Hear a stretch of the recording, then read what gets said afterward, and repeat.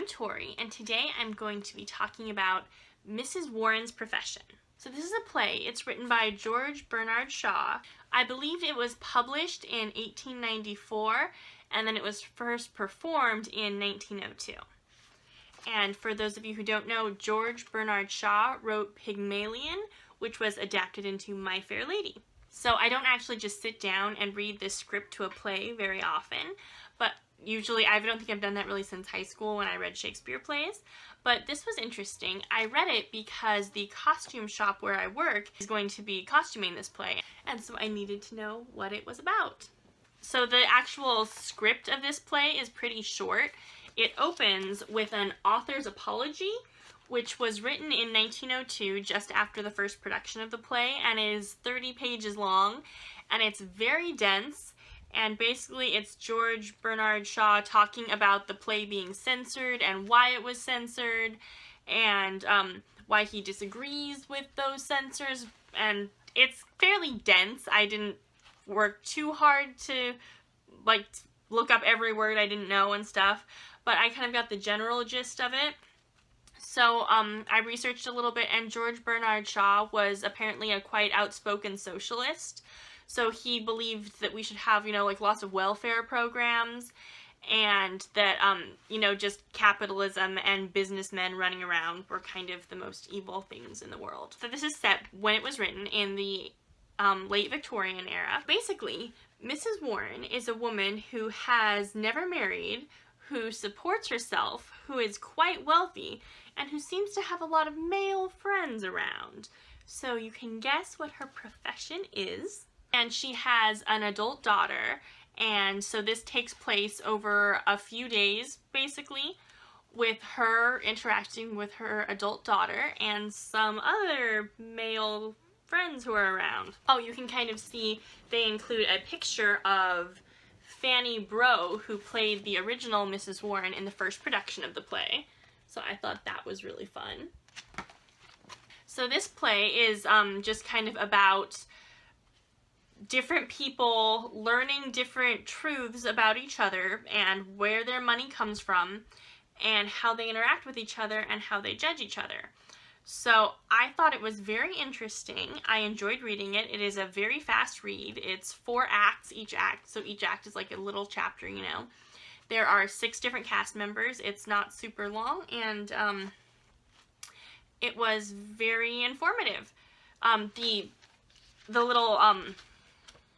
author's apology was very dense and very like you had to work to make yourself read that, but then when you get to the actual play, the dialogue flows really well and it's really comprehensible and easy to understand and get into. I would recommend reading it. It won't take you very long, so go read it and come back and hear my opinions. So to me, it felt like this play was mostly about how all the different characters judged each other for what the choices they made in their lives. So, Vivi, I thought, was kind of like the main character.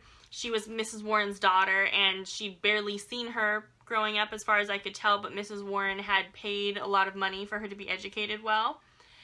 And then Frank was the only other person who was her age, and from the introduction we know that Vivi and Frank are supposed to be like opposites to each other, and you're supposed to see that even though Mrs. Warren led this debaucherous lifestyle, she was still able to raise a good, hardworking daughter, whereas the Reverend, even though he led a good lifestyle and was a reverend and all that, raised a very lazy son.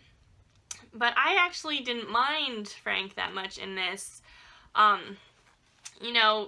He was marrying Vivi to support him, but in the end, he decided to let her go because he'd been planning to live off of Mrs. Warren's money, and he didn't want to live off of money that was raised that way, which is kind of like the moral message they were going for. Vivi didn't want to live off of it either, so in the end, she and Frank ended up being kind of similar.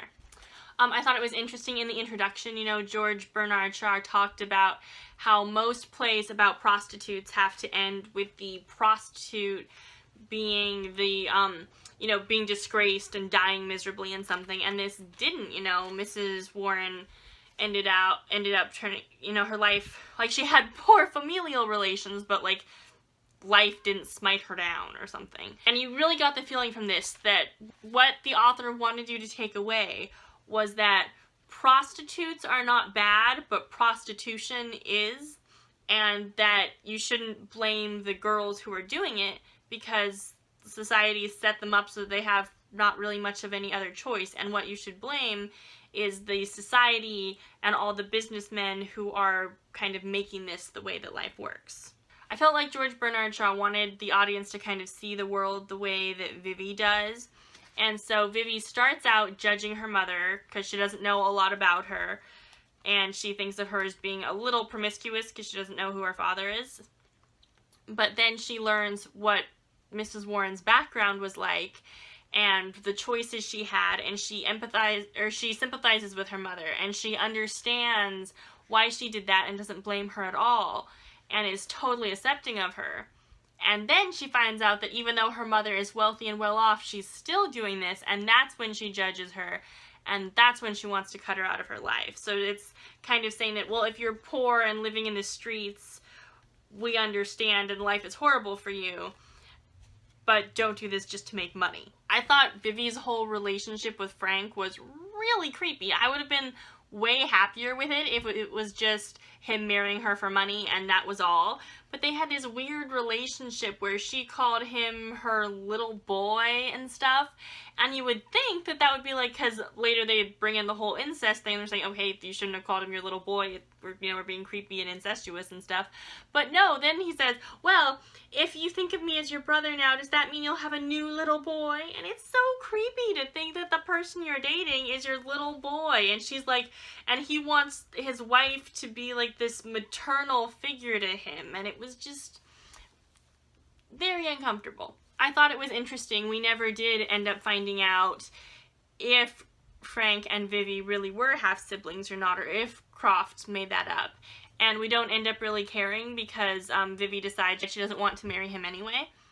And she just wants to, you know, work hard, and she doesn't really need sentiment. So it's funny. It's kind of an interesting thing because, you know, Vivi thinks she's so different from Mrs. Warren, but in the end, they both end up spending their whole life, they both decide to spend their whole lives working and making money and kind of having no familial connections.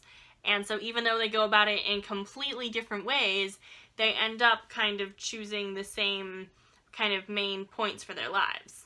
So this was really interesting. Reading the little author's note in the front really informed my view of reading the script. I'm glad I read this, and it gave me a lot to think about.